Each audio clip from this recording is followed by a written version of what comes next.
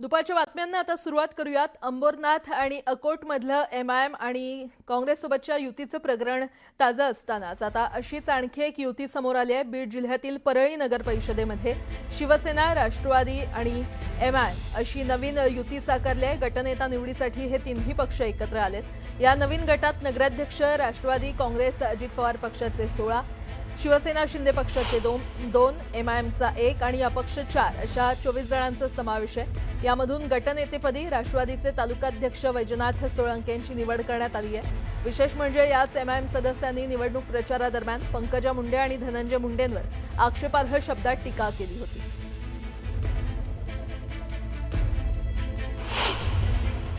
नवाब मलिक यांच्या मांडीला बसणार नाही वगैरे असे सांगत होते। तुमच्या सरकारमध्ये धर्मांध आणि राष्ट्रद्रोही लोक आहेत असे सांगणारे हे लोक आहेत ना। मग एमआयएम बरोबर बसतात, काँग्रेस बरोबर बसतात। त्यांना काँग्रेसचा प्रचंड राग तिटकारा होता शिंदेना किंवा भाजपला। मग आता तुम्ही काँग्रेस बरोबरही बसताय मांडीला मांडी लावून आणि एमआयएमच्या लोकांनाही मांडीवर घेऊन बसताय। त्याच्यावरती उत्तर द्या ना। तुम्हाला आमचा त्रास यासाठी झाला की आमच्या सरकारमध्ये नवाब मलिक आहे, आम्ही हिंदुत्व सोडलं, आम्ही अमुक केलं, आम्ही काँग्रेस बरोबर बसणार नाही। बरं का, हे कोण म्हणत होतं? मिंदे म्हणत होतो। आम्हाला काँग्रेसचा विषय प्रचंड घृणा आहे। त्यांना थोडी अधुरी माहिती, जास्त माहिती घ्या, चौकस बुद्धी तुमची। एमआयएमवर आमच्या सारखं कडवटपणे कोणीही बोलत नाही महाराष्ट्रात, तुमची सुद्धा हिंमत नाही। आणि म्हणून एमआयएम फमाम हे आम्हाला मताची जोगी मागायला तुम्ही जातायत। संभाजीनगर मध्ये जे काही 12 उभे केलेत ना तुम्ही, 12 ते बघा। तुमचं हिंदुत्व कुठं चाललंय ते 12 उभे करून त्याच्याकडे लक्ष द्या। आम्ही कधी एमआयएम फमाम येत आमच्या कोसत दूर राहणार, कधी त्यांच्या बरोबर नाही ती। एवढं मात्र निश्चित, आम्ही एमआयएमला महाराष्ट्रातून हद्दपार करणार। भारतीय जनता पक्ष, राष्ट्रवादी अजित पवार गट और शिवसेना साथ में थी। उसके बाद राष्ट्रवादी का पक्ष एमआईएम के साथ गया, उससे हमारा कोई संबंध नहीं। और अंबादास दानवे को इसका बुरा क्यों लगा?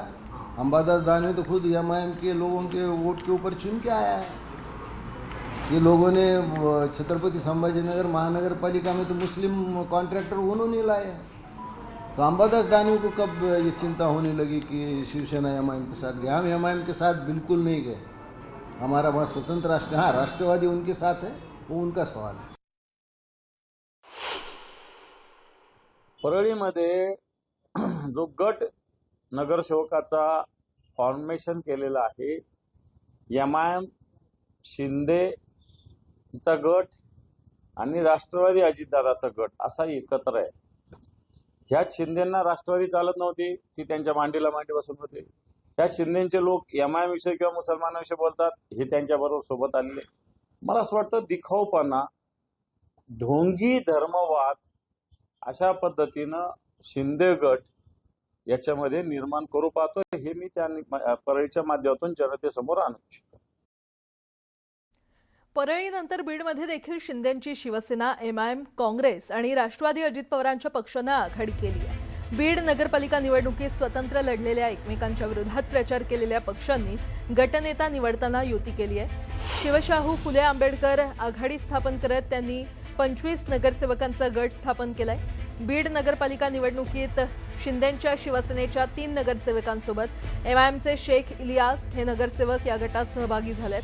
त्यामुळे एकमेकांवर आरोप प्रत्यारोप करणारे कट्टरवादी पक्ष सत्ता स्थापनेच्या वेळी एकत्रित आल्यानं विरोधकांकडून टीका केली जाते। आणि या संदर्भात अधिक माहिती देत आहेत आमचे प्रतिनिधी सुरेश जाधव, आपल्यासोबत जोडले गेलेले आहेत। सुरेश, बीडमध्ये देखील जे गटनेता स्थापन करत असताना नगरपालिकेमध्ये MIM आणि शिवसेना शिंदे गट हे एकत्रित आलेलं आपल्याला पाहायला मिळाले.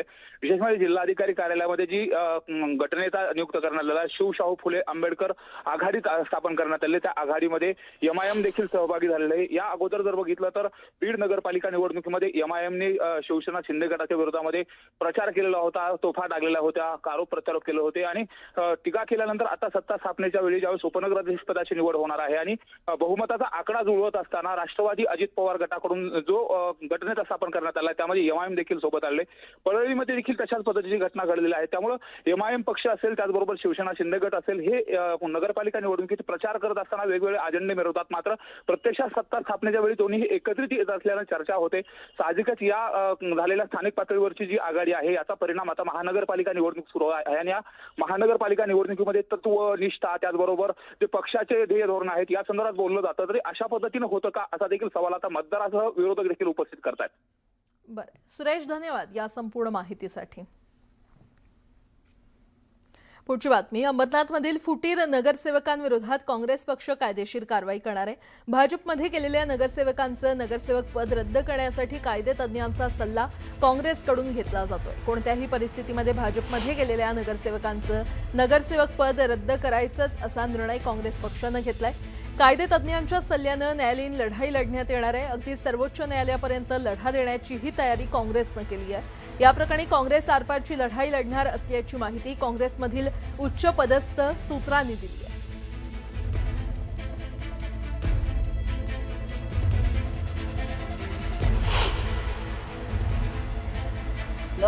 उमेदवारांना त्यांच्या नगरसेवकांना निलंबित करतात रवींद्र चव्हाण भाजपचे प्रांताध्यक्ष आहे. त्यांनी त्याच काँग्रेसच्या नगरसेवकांवर ससाण्यासारखी झडपतात. जे राज ठाकरे म्हणाले तेच झडपतात. काँग्रेस विचाराचे लोक आहेत ते. काँग्रेसने त्यांना पक्षातून काढले आज काल आणि तुम्ही त्याच काँग्रेसला आपल्या बरोबर घेऊन अंबरनाथ मध्ये सत्ता स्थापन करता का? तर शिंदेच्या लोकांना, शिंदे गटाच्या लोकांना सत्तेपासून दूर ठेवण्यासाठी. बाहेरून आलेल्यांना मुंबई कळणार नाही अशी ओरड काही जण करतायत. मात्र घरात बसून किंवा फेसबुक लाईव्हच्या माध्यमातून मुंबई आणि मुंबईकरांच्या व्यथा कधीच कळणार नाहीत अशी सडकून टीका उपमुख्यमंत्री एकनाथ शिंदे यांनी उद्धव ठाकरेंचं नाव न घेता केली. तसंच सत्तेत असताना विकासाला ब्रेक लावणारे आता विकासावर भाषणं करतायत असा टोला देखील त्यांनी लगावला. चांदिवली इथे महायुतीच्या उमेदवारांच्या प्रचारासाठी त्यांची भव्य प्रचार सभा झाली आणि यावेळी ते बोलत होते.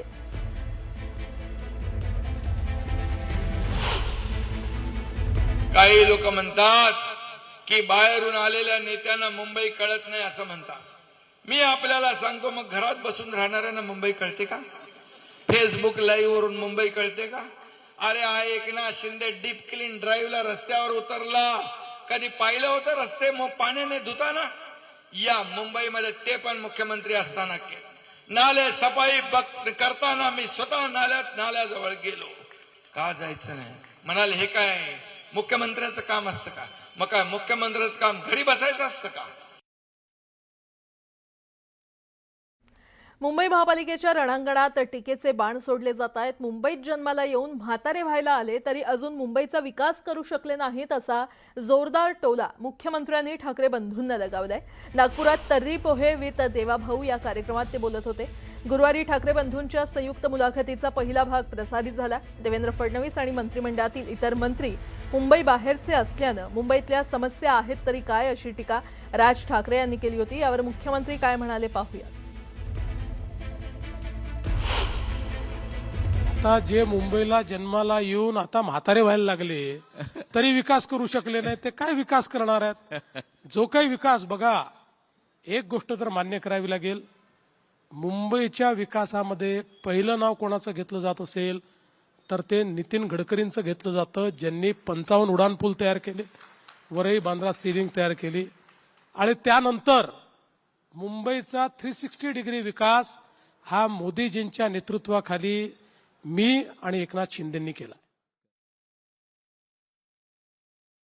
मुंबईत जन्माला येऊन म्हातारे झालो म्हणून मुंबई महाराष्ट्रात टिकली आणि तुम्ही मुंबईत राहताय. त्यांना विचारा का राहताय? आम्ही मुंबईत संघर्ष करून म्हातारे झालो.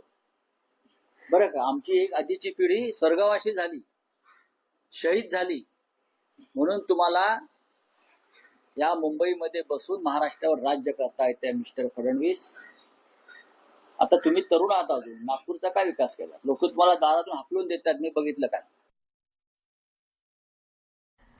महायुतीतील घटक पक्ष मुंबईत काही वॉर्डात एकमेकांच्या विरोधात लढतायत आणि त्यामुळे त्यांच्यात जोरदार घोषणा युद्ध सुरू झाले. भाजपच्या कार्यकर्त्यांनी शिंदेंच्या शिवसेनेच्या शिवसैनिकांसमोर 50 खोके एकदम ओके अशी घोषणाबाजी केली. सत्ताधाऱ्यांना डिवचण्यासाठी विरोधक 50 खोके एकदम ओके अशी घोषणाबाजी करतायत. मात्र आता बदललेल्या राजकीय समीकरणात भाजप कार्यकर्त्यांनी 50 खोके एकदम ओके ही घोषणा द्यायला सुरुवात केली आणि त्यामुळे शिवसैनिकांनी देखील जशास तसं उत्तर दिलं. 50 खोके एकदम ओके ही घोषणा आम्ही देत होतो, आता भारतीय जनता पार्टी देते. मधल्या काळामध्ये आमचे मराठवाड्यातले हिंगोलीच्या आमदारांनी सुद्धा हीच घोषणा शिंदे गटाविषयी दिली होती, 50 खोके एकदम ओके. आता सुद्धा खोके शिवाय दुसरं कोणतंच काम चालू नाही. आणि आता थेट पुण्यामध्ये जाणार आहोत. कात्रज चौकामध्ये उपमुख्यमंत्री एकनाथ शिंदे यांची प्रचार सभा सुरू आहे. 4 कोटी रुपये आज आपल्या कात्रजमध्ये शिंदे साहेबांनी उपलब्ध करून दिलेत, आपल्याला हा निधी उपलब्ध करून दिला, त्याबद्दल सगळ्यांनी जोरदार टाळ्यांचं त्यांचं स्वागत करावं. आमचे प्रश्न साहेब मोठे आहेत. आम्ही जे प्रश्न मांडलेत साहेब, आजपर्यंत 25 वर्ष ह्या कात्रजमध्ये फक्त संघर्ष आणि संघर्षच चालू राहिला. आज कात्रज महानगरपालिकेमध्ये जाऊन 30 वर्ष झाले पण आम्हाला न्याय भेटला नाही. पण आज तुमच्याकडे ज्या वेळेस आम्ही आलो, सामंत साहेबांनी तुमच्या संघ आम्हाला जोडून दिलं आणि सामंत साहेबांच्या मार्गदर्शनाखाली आणि तुमच्या नेतृत्वामध्ये आम्ही जे कात्रज विकास आराखडा तुमच्या पुढे मांडला साहेब, तुम्ही जशाच तसा तो आमच्या कात्रज विकास आराखड्याला न्याय दिला. आम्हाला हवंय काय साहेब? आजपर्यंत आम्हाला पाणी मिळालेलं नाही साहेब. हा जो रस्ता ट्रॅफिकमध्ये जाम झालेला आहे, ह्यासाठी आम्हाला कात्रज डेअरी पासून ते मांगडेवाडीपर्यंत भुयारी मार्गातून एक मेट्रो. ही थेट दृश्य आपण पाहतोय. पुण्याच्या कात्रजमध्ये उपमुख्यमंत्री एकनाथ शिंदे यांची सभा पार पडते. आवाज मोठा पाहिजे. छत्रपती मोठ्या प्रमाणात कार्यकर्ते उपस्थित आहेत. शिवसेना उमेदवारांच्या प्रचारासाठी ही सभा घेण्यात येते. उपमुख्यमंत्री एकनाथ शिंदे यांच्या उपस्थितीत ही सभा आहे. तिकडे जालन्यामध्ये युतीत लढावं असा आमचा पूर्णपणे प्रयत्न होता, पण काही लोकांनी खोडा घातल्यामुळे युती दुभंगली अशी टीका जालन्यातील शिवसेनेचे आमदार अर्जुन खोतकर यांनी केली आहे. तसंच त्यांना दुर्बुद्धी सुचली आणि त्यांनी युती तोडली असल्याचंही त्यांनी स्पष्ट केलं. तसंच जालना महापालिकेमध्ये आम्ही युती तोडली नाही, काही लोकांनी यात खोडा घातला आणि भाजपनं युती तोडली असं मोठं विधान अर्जुन खोतकर यांनी केलंय. दरम्यान ही निवडणूक जनतेनं हातात घेतली असून महापालिकेत शिवसेनेचीच सत्ता येईल असा दावा शिवसेना आमदार अर्जुन खोतकर यांनी केलाय. आमचा पूर्ण प्रयत्न होता की युतीमध्ये लढलं जावं, परंतु काही नतद्रष्टाने यामध्ये खोडा टाकला आणि युती दुभंगली. युती त्यांनी तोडली, युती आम्ही तोडली नाही. आम्ही त्याला लढायचं ठरलो होतो युतीमध्ये, परंतु त्यांना दुर्बुद्धी सुचली आणि त्यांनी सेपरेट लढायचा निर्णय घेतला. आज जनतेने ही निवडणूक हातामध्ये घेतलेली आहे. सर्वांनी ठरवलेलं आहे की एका वर्षामध्ये हा माणूस 500 कोटी आणू शकतो. एकनाथ शिंदे नगरविकास खात्याचे मंत्री आहेत, तर निश्चितपणे भावी काळामध्ये सुद्धा जालन्याच्या विकासासाठी प्रचंड निधी मिळणार आहे. त्यामुळं लोकांनी मन मनवलेलं आहे की आता ही महापालिका अर्जुन खोतकरने निर्माण केली आणि ही महापालिका पुन्हा एकदा शिवसेनेच्या ताब्यात द्यायची हे लोकांनी ठरवलेलं आहे. खरं म्हणजे या ठिकाणी लोकसभा झाली, विधानसभा झाली, नगर परिषद झाली, हॅट्रिक झाली. आता महापालिकेत आपल्याला चौकार मारायचा आहे, चौकार. आणि म्हणून पुणे शहर हे महाराष्ट्राचं चैतन्य आहे, विद्येचं माहेरघर आहे.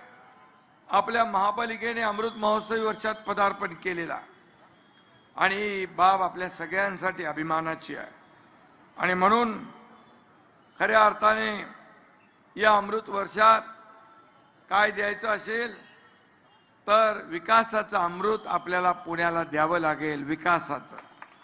आणि म्हणून आपला शिवसेनेचा अजेंडा काय? सत्ता खुर्ची बिलकुल नाही. आपला अजेंडा विकास, आपला अजेंडा डेव्हलपमेंट, आपला अजेंडा सर्वसामान्याच्या आयुष्यामध्ये बदल घडवणं हा अजेंडा आहे. मी आपल्याला एवढंच सांगतो की 2.5 वर्षाच्या माझ्या मुख्यमंत्री पदाच्या कारकिर्दीमध्ये आपण पाहिलं की अनेक प्रकल्प आम्ही राबवले, अनेक विकासाभिमुख कल्याणकारी योजना आम्ही राबवल्या. मला आठवतं मी एकदा गावी जात होतो. कुठला चौक होता तो? चांदणी चौक. मी गावी जाताना चांदणी चौकामध्ये लोक थांबले होते आणि मला त्यांनी लोकांनी थांबवलं आणि म्हणाले आमच्या व्यथा ऐकून घ्या. एवढी ट्रॅफिक व्हायची तिकडे. मी सांगितलं की आपण याच्यातून मार्ग काढू.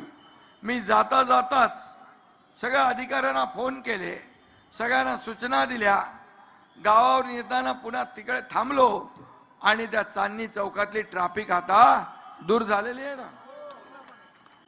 आता एकमेकांवर थेट हल्लाबोल करण्यास सुरुवात केली आहे. पिंपरीत पूर्वीचे वैभवाचे दिवस दाखवायचे असतील तर आमच्या शिलेदारांना निवडून देण्याचं आवाहन त्यांनी केलंय. यावेळी त्यांनी जोरदार टीकाही केली आहे. गुंडगिरी करणाऱ्यांना मी पाठीशी घालणार नाही आणि माझ्या नादाला कोणी लागलं तर मी त्याला सोडत नाही असं वक्तव्य अजित पवार यांनी केलं होतं. यावर आता भाजपा आमदार महेश लांडगे यांनी देखील जोरदार प्रत्युत्तर दिलंय. अजित पवारांचा एकेरी उल्लेख करत आम्ही काय बांगड्या भरल्या आहेत अशी घणाघाती टीका महेश लांडगेंनी केली आहे. त्यामुळे अजित पवार आणि महेश लांडगेंमध्ये नव्या वादाला तोंड फुटलंय.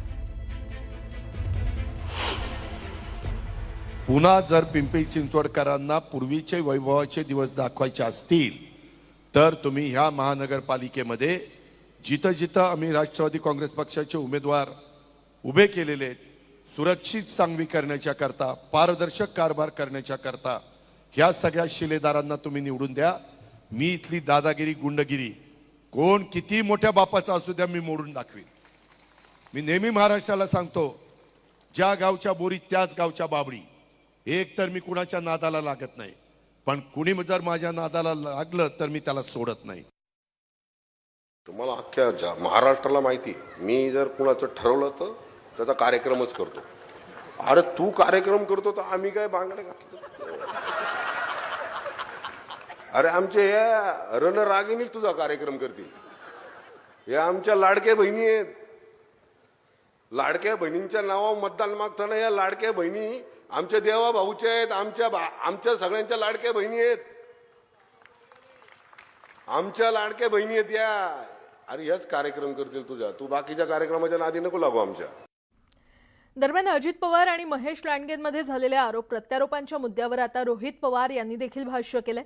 रोहित पवारांनी अजितदादांची पाठराखण करत महेश लांडगेंवर टीकास्त्र सोडले. एक तर बांगड्या भरल्या नाहीत म्हणजे कुठेतरी महिलांचा अपमान हे महेश लांडगे करतात असं आम्हाला वाटतं. म्हणजे बांगड्या घातल्या म्हणजे कर्तृत्ववान व्यक्ती नसतो असं जर महेश लांडगेंना वाटत असेल तर महेश लांडगेचा खरा चेहरा इलेक्शनच्या तोंडासमोर, नाही तर इलेक्शन जेव्हा मतदान होणार आहे त्याच्या आधी महेश लांडगेंचा खरा चेहरा समोर येत चाललेला आहे. महेश लांडगेंच्या पायाखालची माती ही सरकलेली आहे, ते थोडे घाबरलेले आहेत. त्यामुळे स्वतः ते कसे आहेत हे खरा चेहरा आता महेश लांडगेंचा आपल्याला बघायला मिळेल. राज्यभरात होत असलेल्या महानगरपालिकांच्या निवडणुकांमध्ये ठाकरे बंधूंची युती चर्चेचा विषय ठरली आहे आणि याच युतीनंतर दोन्ही ठाकरे बंधूंची पहिली जाहीर सभा नाशिकमध्ये होते. राज ठाकरे आणि उद्धव ठाकरे आज नाशिकमध्ये अनंत कान्हेरे मैदानावरती संध्याकाळी जाहीर सभा घेऊन नाशिककरांना संबोधित करणार आहेत. महानगरपालिका निवडणुकीच्या पार्श्वभूमीवर नाशिकमध्ये मनसे आणि ठाकरे यांची शिवसेना सोबतच शरद पवारांची राष्ट्रवादी आणि काँग्रेस अशी युती असून या युतीत ठाकरे बंधू मोठ्या भावाच्या भूमिकेत आहेत. त्यामुळे आजच्या सभेत ठाकरे बंधू कुणावर निशाणा साधणार याकडे सगळ्यांचं लक्ष लागलंय. नाशिकमध्ये होणाऱ्या या सभेची जय्यत तयारी सुरू आहे आणि या सभेच्या ठिकाणाहून आढावा घेतलाय आमचे प्रतिनिधी लक्ष्मण घाटोळ यांनी. राज्यामध्ये होत असलेल्या महानगरपालिका निवडणुकांच्या पार्श्वभूमीवर दोन्ही ठाकरे बंधूंची युती झाली. महाराष्ट्र नवनिर्माण सेना आणि ठाकरेंची शिवसेना एकत्ररित्या महाराष्ट्रभरामधल्या महानगरपालिकांच्या निवडणुकीला सामोरे जाते. या सगळ्यामध्ये दोन्ही ठाकरे बंधू आज नाशिकमध्ये जाहीर सभा घेत आहे. राज्यातली ही पहिली जाहीर सभा नाशिकमध्ये होते आणि या जाहीर सभेची तयारी अंतिम टप्प्यात आली आहे. नाशिकच्या अनंत कानेरे मैदानावरती अशा पद्धतीनं तयारी करण्यात येते. हे भलं मोठं व्यासपीठ जे आहे ते तयार करण्यात येतं आणि या व्यासपीठावर अशा पद्धतीनं शिवसेना प्रमुख बाळासाहेब ठाकरे यांचा भला मोठा फोटो आणि दोन्ही बाजूला राज ठाकरे आणि उद्धव ठाकरे यांचे फोटो असलेले बॅनर जे आहे ते लावण्यात येत आहे. या व्यासपीठावरून राज ठाकरे आणि उद्धव ठाकरे नाशिककरांना संबोधित करणार आहे.